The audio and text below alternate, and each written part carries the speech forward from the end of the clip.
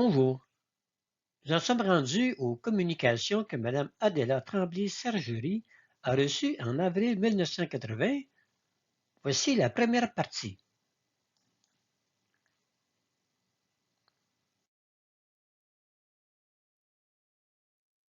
Rappel, comme spécifié dans tous les diaporamas, l'information présentée dans cette série de vidéos est en grande partie tirée de l'œuvre de Mme Adela Tremblay-Sergerie. Lorsque nous ferons référence à son œuvre, le texte sera en italique.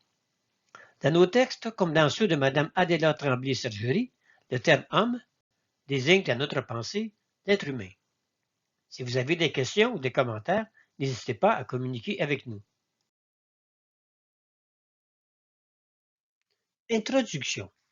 Il est important de connaître, mais surtout de posséder dans sa chair le travail accompli dans la dernière année par l'archétype, car cela nous permet de sentir le travail qu'il nous reste à réaliser pour terminer la mutation du corps physique ancien de l'homme en un corps nouveau.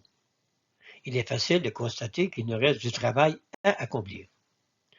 Nous devons prendre en charge ce projet d'homme nouveau que nous avons hérité par osmose et le conduire à bon port.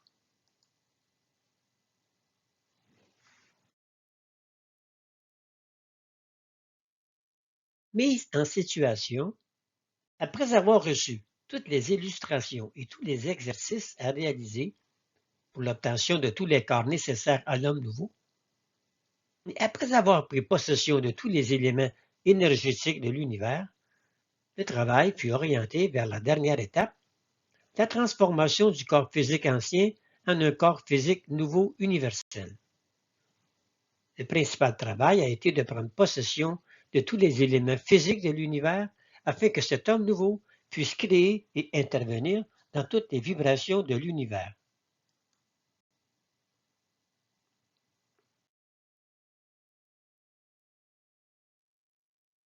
Communication 17 avril 1980.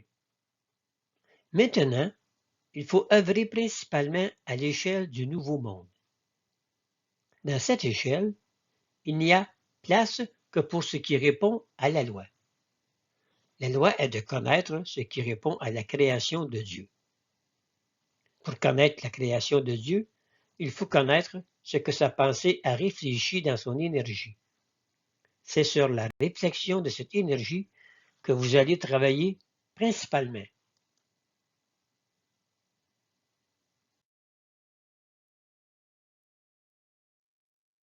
Alors, je vous reviens avec l'illustration qui nous présentait la création de l'univers. On voit très bien que la pensée du Créateur a été lancée dans un genre de cosmos, un genre de milieu qui permettait la réflexion de sa pensée et de sa conscience. C'est quand même une très belle illustration à méditer, là. Vous pouvez la regarder des heures et essayer de comprendre comment le Créateur s'y est pris pour penser sa création, comment il l'a ensemencé dans l'énergie réflexive et jusqu'à quel point cette conscience-là contenait tous les éléments de l'univers qui feraient renaître sa pensée par réflexion dans la matière. Poursuivons.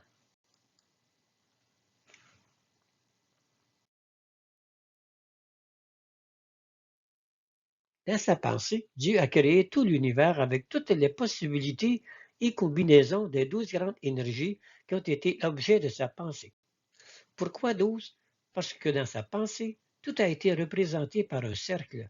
Et un cercle, mathématiquement, qu'il soit grand ou petit, a toujours 360 degrés.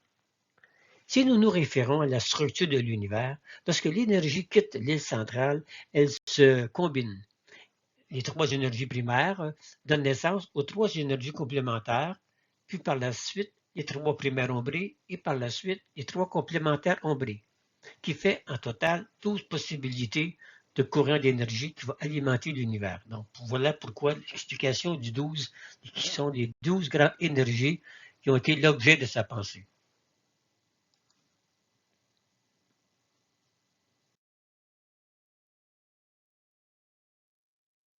Dans l'espace de 30 degrés dans un cercle, les angles sont suffisamment changés pour donner une autre longueur d'onde à l'énergie. C'est pourquoi le 360 degrés du tour est divisé en 12 fois 30 degrés. Voilà la raison du 12. 12 grandes énergies. Pourquoi maintenant que ces 30 degrés, selon leur emplacement, donnent des couleurs qui se mélangent et donnent des couleurs complémentaires et ombrées?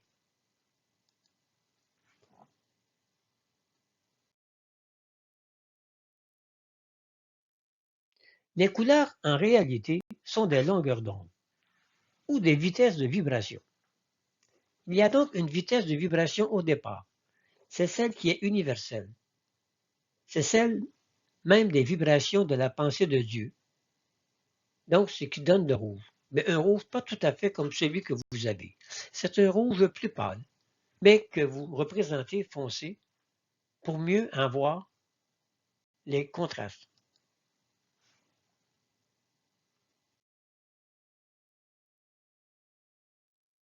C'est donc cette énergie rouge qui, en passant par l'échelle des 30 degrés, ralentit ses vibrations et commence à former des longueurs d'onde, c'est-à-dire du temps. Et c'est ce temps qui change la couleur de l'énergie qui y passe. Mais pour être juste, chaque degré du 30 degrés est différent de couleur avec le précédent ou le suivant.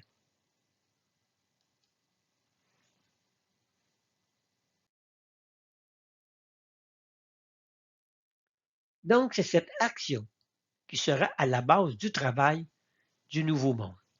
Il faut d'abord connaître la constitution de l'univers, qui est l'énergie. Ensuite, ce qui fait cette constitution. Ensuite, les objets sortis de cette constitution. Les objets sont des amas d'énergie d'où sont sortis les astres. Et les astres, en tournant, ont éjecté des corps noirs, des corps apparemment sans couleur, qu'on appelle des planètes. Et des planètes suffisamment matérialisées sortent la vie, cette suprême activité de Dieu, le mouvement ultime de sa pensée.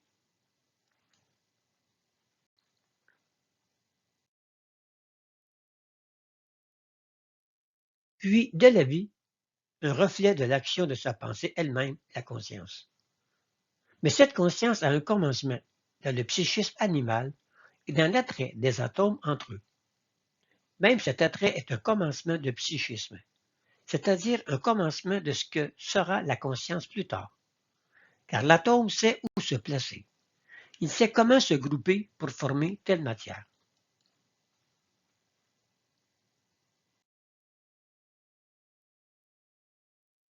De plus, il sait obéir au temps.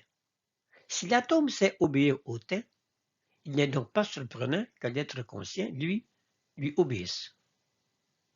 Mais comme il est conscient, il peut en quelque sorte lui commander de se soumettre à sa volonté.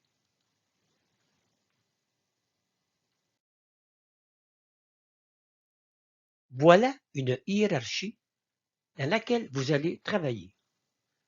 Mais tout cela a une influence sur les êtres conscients qui sont appelés à évoluer. C'est pourquoi il faut unir les deux mondes. C'est pour l'union des consciences. C'est pour la continuité de l'évolution des consciences. De plus, c'est aussi pour la continuité de l'évolution de la matière non consciente.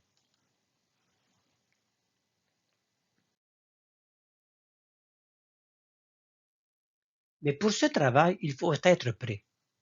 Il faut que tout l'organisme conscient porte en lui les possibilités de tous ces contacts, obligatoires à former un univers. Si on veut faire évoluer un être ou une matière, il faut être capable, en étant supérieur, d'agir sur elle. Et pour agir sur elle, il faut la connaître. Il faut savoir comment y arriver et en avoir bien sûr le pouvoir.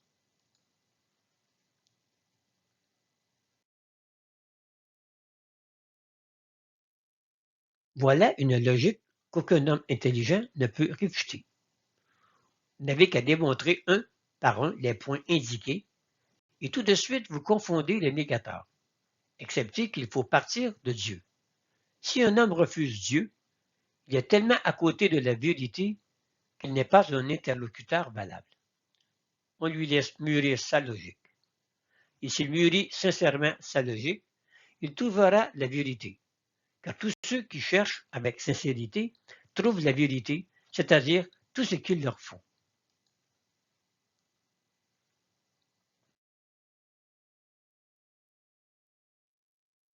Quand vous pensez au monde 6, pensez toujours aux vibrations les plus élevées, donc toujours en haut. Mais lorsque vous pensez au monde 6 par rapport au monde 5, pensez à la valeur du monde 6 travaillant sur le monde 5. Ne mêlez pas les choses. Vous ne pouvez plus être du monde 5, excepté que vous pouvez travailler dans le monde 5. Bonne évolution.